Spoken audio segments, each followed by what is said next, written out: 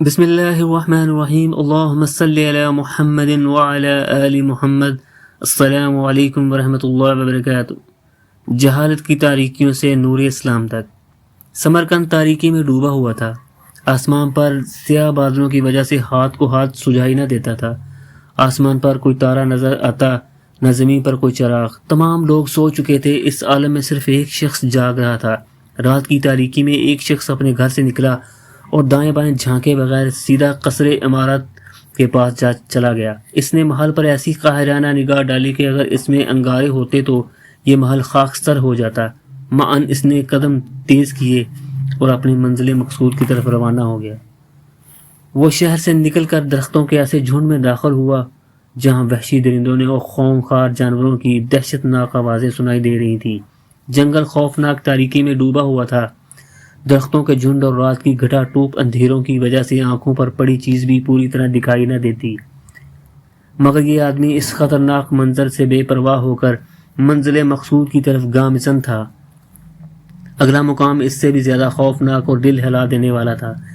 چلتے چلتے جب وہ اس پتھر کے پاس پہنچا جو مندر کے پہلو میں تھا تو ہیبت کی وجہ سے چند قدم پیچھے ہٹ گیا۔ اس پر اتنا خوف طاری ہوا کہ جو عام لوگوں پر خوفناک درندے دیکھ کر بھی نہیں ہوتا۔ اس کا سبب یہ نہ تھا کہ یہ شخص کوئی بزرگ انسان یا نو عمر لڑکا تھا، بلکہ ایک جرری شخص کے دل میں بچپن سے ہی مندر کے ہیبت ناک توہمات بٹھا دیے گئے تھے۔ یہ بھی انہی توہمات میں پروان چڑھا تھا، چنانچہ یہ مندر کی مخفی قوتوں اور اسرار و رموز سے اتنا خائف تھا کہ میدان جنگ کی سنسناتی ہوئی تلواروں کا خوف اس کے مقابلے میں ہیج تھا۔ یہ وجہ تھی کہ اس مندر میں ہر کسی کو آنے کی اجازت نہ تھی۔ اس میں تو صرف وہی کاہن پروہت داخل ہو سکتا تھا جو نفس کشے ریاستیں کر کے اور زبردست قسم کی مشقتیں اٹھا کر رشی بن چکا ہو، اور جو شخص رشی بن کر اس میں داخل ہو جاتا وہ دنیا کی رونق اور اس کی لذتوں کو اپنے اوپر حرام کر لیتا۔ مندر کا خوفناک منظر۔ چنانچہ یہ جرری اور شجاع شخص پروہتوں کے خوف سے قدم آگے نہ بڑھا سکا۔ کچھ عرصہ کھڑا رہنے کے بعد اپنے آپ کو سنبھالتے ہوئے دروازہ کھٹکھٹانے کا سوچ ہی رہا تھا کہ اندھیرے میں بڑی سرولی ڈراؤنی شکل دکھائی دی، جس کی داڑھی وسیع و عریض اور بال لمبے لمبے تھے۔ یہ دیکھ کر اسے مزید خوف زدہ ہو گیا۔ قریب تھا کہ وہ بھاگ کر کھڑا ہوتا، لیکن جب اس نے اس کا نام لے کر انسانی آواز میں اسے پکارا تو یہ سمجھ گیا کہ یہ مندر کا دربان ہے اور مجھے لینے آیا ہے۔ یہ اس کے پیچھے چل پڑا، لیکن اس کا دل آنے والے منظر سے دھڑک رہا تھا۔ دربان اسے اپنے ہمراہ ایک طویل ترین سرنگ میں لے گیا جس کی دونوں طرف میں تانبے کی منقش چراغ روشن تھے اور ان سے نیلی رنگت کی روشنی نکل کر دیواروں کے پتھروں پر رقص کر رہی تھی۔ اس سرنگ میں ان دیوتاؤں کی ہیبت ناک تصویر میں رکھی ہوئی تھیں جن کی آنکھوں سے سرخ شعلے نکل رہے تھے، اور یہ آنکھیں بڑے بڑے نڈر لوگوں کے دل ہلا دیتی تھیں۔ سرنگ کے دونوں جانب چھوٹے چھوٹے سوراخ تھے جن میں جب کبھی ہوا پورے زور سے داخل ہوتی تو ایسی آوازیں نکلتی کہ سننے والوں کو بہرا کر دیتی تھیں۔ یہ دونوں چلتے چلتے ان رشیوں کے پاس پہنچے جنہیں کبھی کبھار بادشاہ ہی دیکھ سکتا تھا، اور سارے حکمران اس کی بات رد نہیں کر سکتے تھے، مبادا ان کی بات نہ ماننے کی وجہ سے کوئی مصیبت نہ آن پڑے۔ یہ آدمی ہیبت اور دہشت کی وجہ سے ادھر ادھر دیکھتا، نہ نظر بھر کر پروہتوں کو دیکھتا، البتہ ان کی باتیں ان کے کانوں میں پڑ رہی تھیں اور یہ انہیں ایسے سن رہا تھا جیسے خواب دیکھ رہا ہو۔ اس نے نظریں جھکائے ہی اندازہ لگایا کہ ان میں سے ایک پروہت سمرقند کا ماضی یاد کر رہا ہے اور اہل وطن کی بدعمالیوں پر آنسو بہا رہا ہے، اور بڑے دکھ کے ساتھ بیان کر رہا ہے کہ مسلمان کس طرح ناگہانی آفت کی طرح آئے اور انہوں نے سمرقند کا تاج و تخت الٹ دیا۔ اب ان کے نکلنے کی تمام امیدیں ختم ہو گئی ہیں اور سوائے ترکش دان کے آخری تیر چلانے کے کوئی چارہ نہیں، اور وہ یہ ہے کہ ہم نے سنا ہے کہ اس قوم کا حکمران بڑا عادل اور منصف مزاج ہے۔ ہمارا پروگرام ہے کہ ہم اس کی خدمت میں اپنا قاصد بھیجیں جو اسے ہماری شکایت سے آگاہ کرے، اور پھر جو ہو سو ہو۔ ہم نے اب تجھے تیری جرت اور شجاع اور عربی زبان میں مہارت کی وجہ سے منتخب کیا ہے، کیا تو راضی ہے؟ اس نے کہا ہاں۔ پروہت نے کہا دیوتاؤں کی توفیق سے روانہ ہو جا۔ یہ آدمی مندر سے نکلا، فخر کی وجہ سے اس کا سر بلند تھا، اب اس کے پاؤں زمین پر اور دماغ آسمانوں پر پرواز کر رہا تھا۔ وہ اتنی خوشی محسوس کر رہا تھا کہ اڑ کر دمشق چلا جائے۔ اسے رات کا اندھیرا روشنی نظر آنے لگا کیونکہ اس کے لیے بڑی خوشی کی بات تھی۔ کہ یہ وہ بڑے پرخت سے ہم کلام ہوا ہے، اور یہ ایسا اعزاز تھا جو شاید ہی کسی کو نصیب ہوتا ہو۔ اس نے سمجھ لیا کہ اب سمرقند کی آزادی اس کے بائیں ہاتھ میں ہے۔ وہ فرط شجاعت میں تمنا کرنے لگا کاش وہ اسلامی فوج سے ٹکر جانے کا حکم دیتے، لیکن اس کی خام خیالی تھی کہ سمرقند کی حیثیت اسلامی سلطنت کے مقابلے میں اس خاشاک کی جڑ کی سی تھی جو سمندر کی تہہ پر پنجہ جمانا چاہے تو سمندر ایک موسے سے بہا کر کہیں سے کہیں لے جائے۔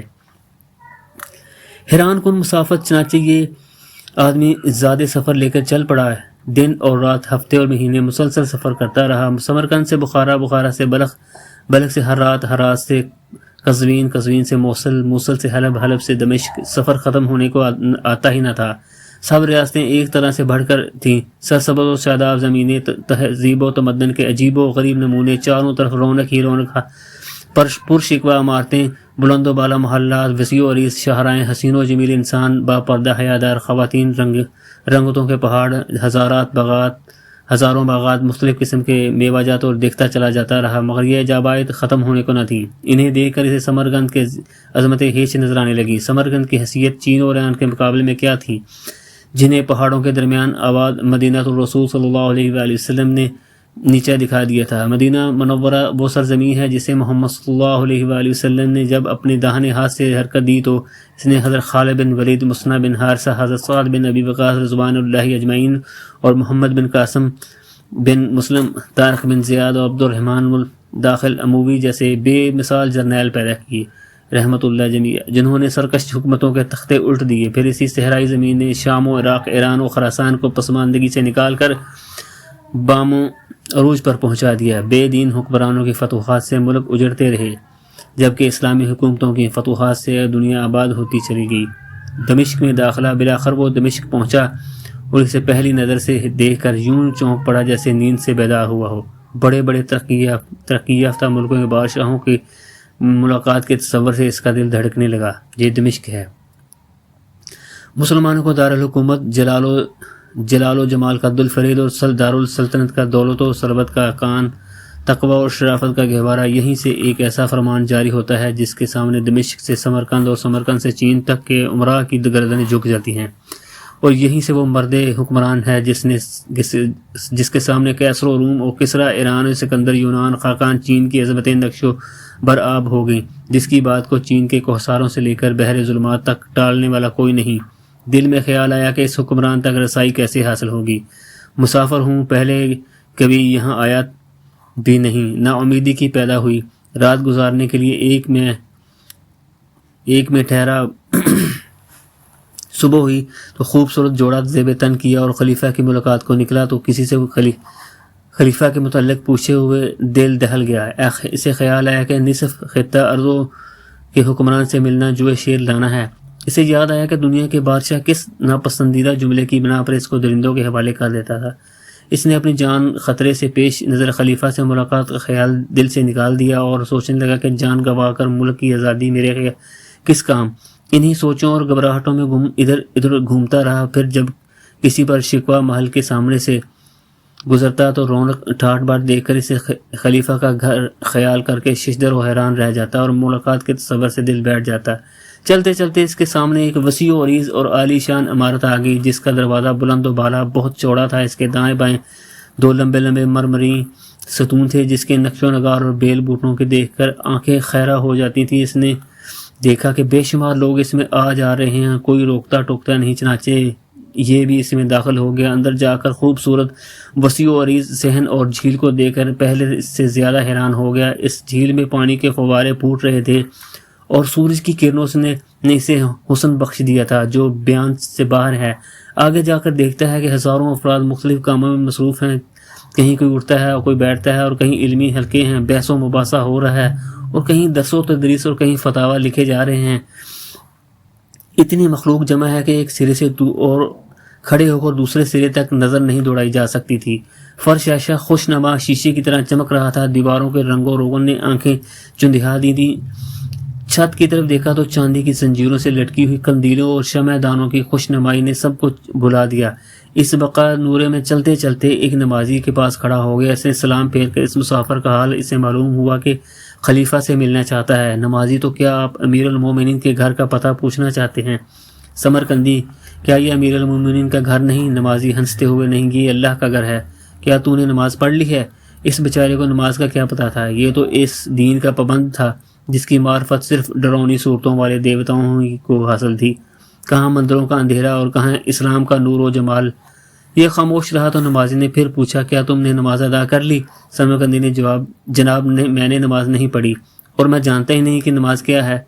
نمازی تیرا دین کون سا ہے؟ سمرقندی میں سمرقند والوں کے دین کا پابند ہوں۔ نمازی اس کا دین کیا ہے؟ سمرقندی مقدس اور مورتیوں کی پرستش۔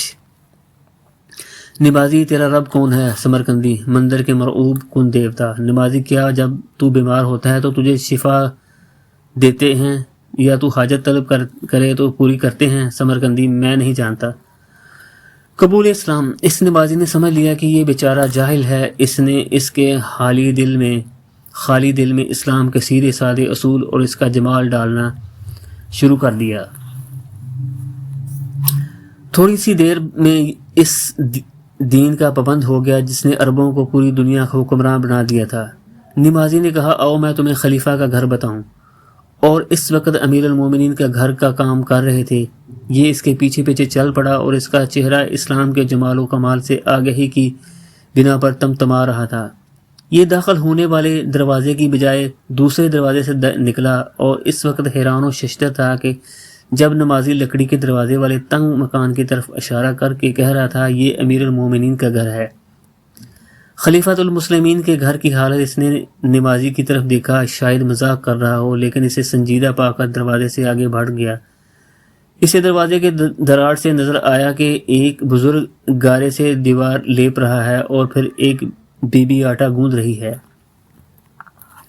اس نے دروازہ چھوڑ دیا اور غصے سے اس نمازی کو پکڑ لیا اور کہا، تو نے مجھ سے جھوٹ بول کر کیا لینا تھا؟ میں نے تجھ سے خلیفہ کا گھر پوچھا تھا لیکن تو نے معمار کا گھر بتا دیا۔ نمازی کون سا معمار؟ سمرقندی گھر والا اور کون؟ پھر اسے گھر والے کا حلیہ بتایا۔ نمازی افسوس تجھ پر، وہی تو امیر المومنین عمر بن عبدالعزیز ہیں کہ اس وقت اللہ کے بعد روئے زمین پر اس سے بڑا حکمران کوئی نہیں ہے، اور وہ امیر المومنین کی بیوی خلیفہ عبد الملک کی بیٹی اور وہ خلفۂ ولید بن عبد الملک اور سلیمان کی بہن، بعد میں بہن بننے والی دو خلفاء کی ہمشیرہ، عرب کی معزز ترین عورت ہے۔ امیر المومنین بذات خود بڑے مالدار، خوش پوش اور خوش خوراک انسان تھے، لیکن ان میں دنیا کے مشہور ترین عادل حکمران عمر فاروق کی رگ تھی جو اسے اس حالت میں لے آئی۔ پس جا اور وہ دروازہ کٹکھٹا کر انہیں اپنا قصہ سنایا اور خوف نہ کھا، اللہ کی قسم یہ کوئی متکبر اور ظالم و جابر حکمران نہیں ہے، یہ تو متواضع اور منکسر المزاج امیر المومنین ہیں، انہیں حق و بات نافذ کرنے میں کوئی رکاوٹ پیش نہیں آتی۔ جب یہ اللہ کی خاطر غصے میں آتے ہیں تو ہواؤں کے جھکڑ اور بادلوں کی بجلیاں اس کی قوت بن جاتی ہیں۔ سمرقندی پر روبو لیلا سمرقندی رجت کی قہقری میں مبتلا ہو جاتا تھا، بہادری جوش مارتی ہے تو قدم اٹھا لیتا ہے، روبو دبدبہ کا تصور آتا ہے تو دل بجھ جاتا ہے، وہ اپنے ملک کے حکمرانوں کی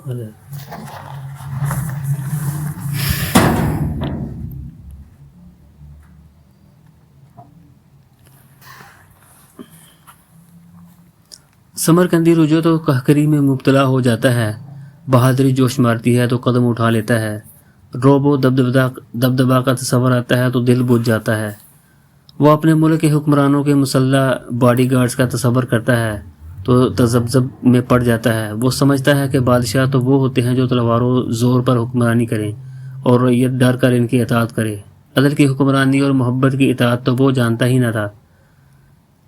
یہ بات اس کے دل میں جا گزی ہوئی کہ ضرور یہ شخص مذاق کر رہا ہے۔ دوڑ کر اس نمازی کو پیچھے سے جا لیا اور کہا، سمرقندی میرے بھائی، تجھے اللہ کی قسم سچ بتا، واقعی یہ امیر المومنین کا گھر ہے؟ نمازی، جی ہاں، یہ واقعی یہ اس انسان کا گھر ہے جسے قرآن کی برکت نے کیسر و کسریٰ، فرعون، خاقان کے ممالک اور اس کے تاج کا وارث بنایا۔ چونکہ اس کا سر بلند تھا، یہ تاج چھوٹے تھے، تاج وہاں تک نہ پہنچ پاتے تھے، اس لیے اس نے عرب کے تاج امامے پسند کر لیے۔ خلیفۃ المسلمین کا انداز حکمرانی، یہ اس آدمی کا گھر ہے جس کے سامنے دنیا کے ثمرات اور مال غنیمت کے اموال کشاں چلے آ رہے ہیں، اور یہ سونا تول تول کر مستحقین کو دے رہا ہے، فقیروں کو جواہرات اور محتاجوں کو گھر دے رہا ہے، لیکن خود ان چیزوں سے بے نیاز ہے۔ اپنے خاندان کو اس کے قریب نہیں پھٹکنے دیتا، کیونکہ اس نے سونے چاندی اور جواہرات کے بدلے اپنے رب سے جنت کا سودا کر رکھا ہے۔ اس نے دنیا کو عاجزی اور لاچاری کی بنا پر ترک نہیں کیا، بلکہ شاہی میں فقیری اختیار کی ہے۔ حکمران بننے سے پہلے وہ اپنی صلاحیت کا لوہا منوا چکا تھا۔ اس کی رہبانیت بھی عجیب ہے، نہ غار میں بیٹھ کر ترک دنیا پہ مائل، نہ مسجد میں یاد الہی کے بہانے حقوق العباد سے غافل، بلکہ دولت و ثروت اور حکومت و سلطنت کا مالدار ہو کر زاہد بن گیا ہے۔ یہ آگوں میں داخل ہوا تو مگر جل نہیں رہا، پانی میں چل تو رہا ہے مگر بھیگ نہیں رہا۔ اس کے منہ میں ادیب کی زبان اور سر میں دانائی کے خزانے ہیں، سینے میں جرنیل کا دل ہے۔ دنیا کی سب سے بڑی سلطنت تو اپنی فراست و منوانا سے چلا رہا ہے۔ داخلہ اور خارجہ، عدلیہ و انتظامیہ جیسے اس کے اشاروں پہ چل رہے ہیں۔ یہ بھی قائد بھی ہے اور مفتی بھی ہے، عالم بھی ہے، معلم بھی ہے۔ اس کے دل میں حسن انتظام سے دنیا کے وسیع اور اس سلطنت میں امن و امان قائم ہو گیا۔ پوری مملکت میں دشمنیاں ختم ہو گئی، مقابلہ کرنے والوں نے ہتھیار پھینک دیے، شیعہ اور خارجی بھائی بھائی بن گئے، مصری اور یمنی کالے گورے نے صلح کر لی ہے، شیر اور بکری ایک گھاٹ پر پانی پینے لگے ہیں۔ حوادثات زمانہ جب اسے دیکھتے ہیں تو ساحل سمندر سے ٹکرا کر واپس مڑنے والی موج کی طرح پیچھے پلٹ جاتے ہیں۔ یہ امیر المومنین سلیمان کو دفنا کر واپس آ رہے ہیں۔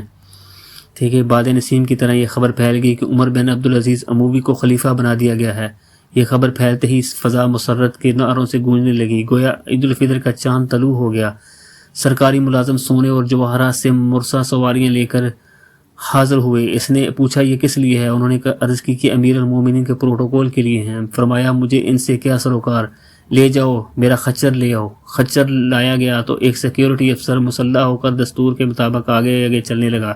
فرمایا، پیچھے ہٹ جاؤ، مجھے ایسی کوئی ضرورت نہیں، میں بھی ایک عام مسلمان ہوں۔ چنانچہ بغیر کسی حفاظتی دستے اور شاہی جھنڈے کے خچر پر سوار ہو کر وہ شخص جا رہا ہے جو شام، اندلس، مراکش، الجزائر، تینوس، طرابلس، مصر، حجاز، نجد، یمن، فلسطین، اردن، لبنان، عراق، ایران، آذربائیجان، آرمینیا، کابل، بخارا اور سندھ جیسے 20 بڑے بڑے صوبوں اور موجودہ ملکوں کا واحد حکمران ہے۔ جاتے ہی مسجد میں داخل ہو گیا، تمام لوگ صفوں میں بیٹھ گئے۔ یہ ممبر پر کھڑا ہو کر حمد و ثنا کے بعد یوں گویا ہوا، لوگوں، مجھے مسلمانوں کے مشورے اور میری مرضی کے بغیر حکمران بنا دیا گیا ہے۔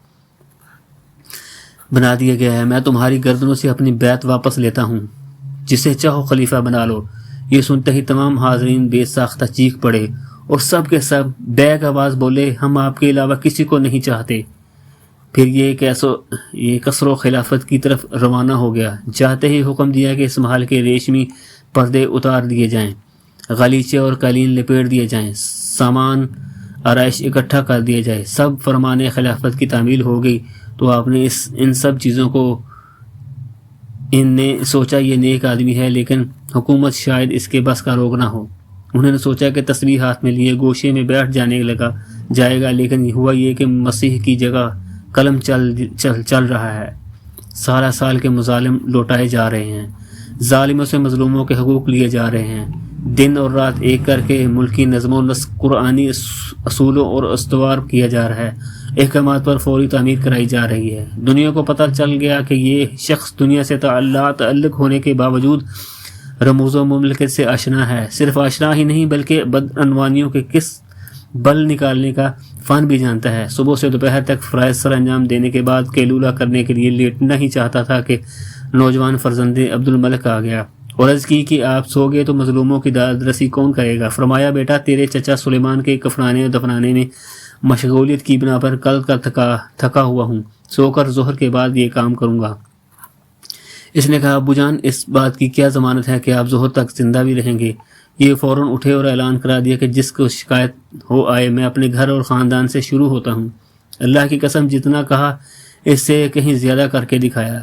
ہاں اے مسافر، یہ امیر المومنین کا گھر ہے، اسے چھوٹا اور خام سمجھ کر حقیر نہ جان۔ یہ ٹھیک ہے کہ اس کے دروازے رنگ و روغن سے کورے اور آس و مسلح دربان سے خالی ہیں، لیکن یہ دنیا کے تمام گھروں سے معزز ہے۔ جا اور خوف نہ کھا۔ سمرقندی کی امیر المومنین سے ملاقات۔ سمرقندی لوٹ پڑا۔ جب دروازے کے پاس پہنچا تو کسی بچے کے رونے کی آواز آئی۔ معلوم ہوا کہ ایک بچے نے دوسرے کا سر پھوڑ دیا ہے۔ خلیفہ بذات خود گھر سے نکلا اور بچے کو پکڑا۔ سمرقندی کو دیکھ کر پوچھا تو اس نے بتایا کہ میں سمرقند سے ظلم کی شکایت لے کر آیا ہوں۔ فرمایا ٹھہر، میں ابھی آتا ہوں۔ اس کے بعد ایک عورت لرزتی ہوئی آئی اور کہنے لگی یہ سر پھوڑنے والا بچہ میرا بیٹا ہے اور یہ یتیم ہے، اس پر رحم فرمایا۔ امیر المومنین پوچھتے ہیں اس کا وظیفہ لگ گیا ہے یا نہیں؟ اس نے نفی میں جواب دیا۔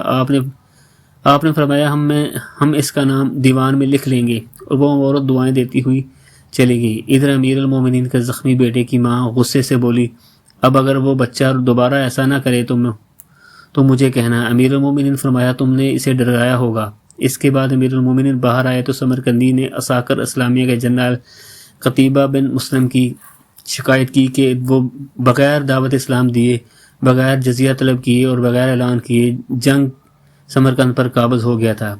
امیر المومنین نے فرمایا واللہ ہمارے نبی کریم صلی اللہ علیہ وسلم نے ظلم سے روکا ہے، اپنے اور غیروں سے انصاف کا حکم دیا ہے۔ فرمایا اے غلام قلم اور کاغذ لاؤ۔ 2 انگلی کا کاغذ اور قلم لے آیا۔ اس نے چند سطریں لکھ کر مہر لگا دی اور فرمایا وہاں کے گورنر کے پاس لے جاؤ، اور یہ وہاں سے نکلا اور سفر طے کرنے لگا۔ جب کسی شہر میں داخل ہوتا تو مسجد میں چلا جاتا، نماز کے وقت مسلمانوں سے کندھا ملا کر کھڑا ہوتا، اور دل میں ایمان میں زبان اور تکبیر و تمہید تھی۔ وہ اپنے آپ کو اسلامی تنظیم کا رکن سمجھتا اور دیکھتا تھا کہ اسلام مساوات کا دلکش منظر ایک امامت کراتا ہے اور دوسرے اقتدار کرتے ہیں۔ نہ ان میں کوئی پروہت ہے نہ رشی، ان کے سامنے کوئی بت ہے نہ مجسمہ۔ امیر اور غریب، شاہ اور گدا، کالے اور گورے، حاکم اور محکوم، سب کے سب ایک ہی صف میں کھڑے ہیں اور کعبۃ اللہ کی طرف منہ کر کے ایک ذات رب العالمین کے سامنے جھکے ہوئے ہیں۔ نہ کوئی مشقت تھی نہ تکلیف۔ جب کسی شہر کی مسجد میں جاتا وہ مسافر سمجھ کر مہمانی کرتے۔ اب یہ سوچتا ہے کہ میری آمد اور واپسی کے درمیان کتنا فرق ہے۔ آیا تھا تو غریب پردیسی تھا، جا رہا ہوں تو نعمتوں سے لدا ہوا۔ واپس مندر پر پہنچا، لیکن اس مرتبہ نہ ڈرونے مجسموں کا خوف، نہ نیلے چراغوں کا ڈر، نہ پروہت کی ہیبت تھی اور نہ اس کا خوف، کیونکہ نور اسلام سے اس پر واضح ہو گیا کہ یہ بے جان بت نہ نفع دے سکتے ہیں نہ نقصان۔ البتہ اس نے اپنے قبول اسلام کو مخفی رکھا۔ اس نے مندر کا دروازہ کھٹکھٹایا اور دروازہ کھول دیا گیا۔ اندر والے اسے زندہ سلامت دیکھ کر ششدر رہ گئے۔ اس نے اپنی روداد سفر بیان کر کے ان کو اور بھی حیران کر دیا۔ انہوں نے اسے جلد از جلد گورنر کے پاس بھیجا۔ گورنر نے رکا کھول کر پڑھا تو اس میں حکم تھا کہ موجودہ کور کمانڈر اور کاہنوں کا جھگڑا نمٹانے کے لیے خصوصی عدالت مقرر کی جائے اور جو جج جو فیصلہ کرے اسے نافذ کر دیا جائے۔ گورنر نے سر اطاعت خم کرتے ہوئے عدالت تشکیل دی اور جمیع بن حاضر بن باجی کو مقرر کر دیا۔ عدالت کی تشکیل کی خبر سن کر پروہت خوشی سے تمتما اٹھے، لیکن لمحے بھر کی خوشی کے بعد ان کے چہرے ایسے سیاہ ہو گئے جیسے صاف آسمان پر کالا بادل چھا گیا ہو۔ انہوں نے یقین کر لیا کہ یہ عدالت بھی مسلمانوں کی دھوکہ بازی کا نیا باب ہوگی۔ مقررہ تاریخ آ پہنچی، تمام لوگ مسجد میں جمع ہو گئے۔ ایک طرف سمرقند کے پروہت بیٹھ گئے اور دوسری طرف عرب کی سکندر یعنی عساکر اسلامیہ کا جنرل، جس کے برابر مشرق میں کوئی فتوحات حاصل نہ کر سکا تھا۔ لوگوں کی آنکھیں مسجد کی دروازے پر لگی ہوئی تھیں۔ تھوڑی دیر بعد ایک دبلا پتلا نحیف و نژاد شخص ٹوپی سر پر رکھے مسجد میں داخل ہوا۔ اس کے ساتھ اس کا غلام اور وہ آتے ہی 2 نفل ادا کر کے مسجد کے ستون سے لگ کر بیٹھ گیا اور اس کا غلام پاس کھڑا ہو گیا۔ یہ خصوصی عدالت کا جج جمی بن کر جمیع حاضر باجی تھا۔ جج کو دیکھ کر پروہتوں کا آخری امید بھی ختم ہو گئی۔ یہ کیسے ہوگا؟ یہ شخص فاتح اعظم کے خلاف اور مغلوب پروہتوں کا حق میں فیصلہ سنائے۔ جج کے غلام نے بغیر کسی لقب و کنیت کے سپہ سالار کو پکارا، وہ آ کر دائیں بائیں بیٹھ گیا، پھر پروختوں کے سربراہ کو بلایا اور وہ بائیں جانب بیٹھ گیا۔ مقدمہ کی سماعت شروع ہو گئی۔ خصوصی عدالت نے جج نے کمزور اور نحیف آواز میں پروختوں کے پروہت سے کہا کہ اپنا دعویٰ پیش کرو۔ اس نے کہا کہ عساکر اسلامیہ کے سپہ سالار نے بغیر دعوت اسلام اور بغیر جزیہ طلب کیے اور بغیر اعلان جنگ کیے دھوکے سے ہمارے ملک پر قبضہ کر لیا ہے۔ جج نے جرنیل سے جواب دعویٰ طلب کیا تو اس نے کہا، اللہ آپ کو حق و انصاف پر گامزن رکھے۔ اللہ تعالیٰ ہمارے ذریعے اس ملک کو کفر سے نجات دی اور مسلمانوں کو اس کا وارث بنایا۔ جج نے پوچھا، کیا تم نے دعوت اسلام دی تھی اور ان کے انکار پر ان سے جزیہ طلب کیا تھا، پھر اعلان جنگ کیا تھا؟ جرنیل نہیں جناب۔ گویا تم نے اقرار کر لیا ہے کہ سنو، اللہ نے اس دین کی نصرت اس وجہ سے کی کہ یہ حق و انصاف کا داعی ہے، اس لیے نہیں کہ ہم ملکوں پر بغیر حق کے قبضے کرتے پھریں۔ میرا فیصلہ یہ ہے کہ مسلمان اس ملک سے نکل جائیں اور سرحد پار جا کر اسلامی دستور کے مطابق دعوت اسلام پیش کریں، پھر جزیہ طلب کریں۔ اگر یہ ان کے لیے بھی ناقابل قبول ہو تو پھر اعلان جنگ کریں۔ اس کے بعد عدالت برخاست ہوگی۔ ایک طرف جج نکل گیا اور دوسری طرف سے عساکر اسلامیہ کا سپہ سالار اور مندر والے بھی سن کر چل دیے، مگر باقی لوگ کھڑے کے کھڑے رہ گئے۔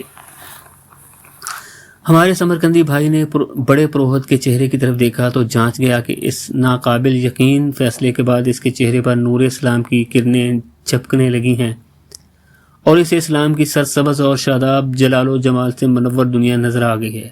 اسے اندازہ ہو گیا تھا کہ اس نے اپنے دین کو خیر آباد کہنے کا ارادہ کر لیا ہے، کیونکہ اس سے کسی سعید و روح کا نور اسلام دیکھ کر اسے اسلام قبول نہ کرنا ایسا ہی ہے جیسے بچے کا ماں کے پیٹ کے تاریخ دنیا سے نکل کر دوبارہ اسی اندھیرے میں واپس جانا ہے۔ پروہتوں کا اسلام قبول۔ چند گھنٹے گزرنے کے بعد فضا بغل کی آواز سے گونجنے لگی، چاروں طرف جھنڈے بلند ہو گئے اور افواج اسلامیہ سمرقند سے نکلنے لگی۔ پروہتوں نے حیرت سے پوچھا، یہ کیا ہو رہا ہے؟ لوگوں نے بتایا کہ فیصلہ نافذ ہو گیا اور لشکر جا رہا ہے، اور یہ وہ لشکر ہے جو مدینہ منورہ سے چلا تو تھا۔ سمرقند تک کوئی طاقت اس کے سامنے ٹھہر نہ سکی تھی، اور اس نے کیسر و کسریٰ کے ٹڈی دل لشکروں کو کچل دیا تھا۔ آج اسے دبلے پتلے نحیف و نزار اور پست آواز والے بوڑھے کی آواز نے نکال دیا، باہر کیا ہے۔ اب یہ لشکر سرحد پار جا کر دستور کے مطابق دشمن کو دعوت اسلام دے گا، قبول نہ کرنے کی صورت میں یہ جزیہ طلب کرے گا، اور پھر جزیہ سے انکار کی صورت میں دین سے اعلان جنگ کرے گا۔ تو کیا اب سمرقند اس لشکر کو روک سکے گا جسے روم و ایران اور چین کی افواج نہ روک سکی؟ اور کیا مندر کے پتھر اس سیل و رواں کو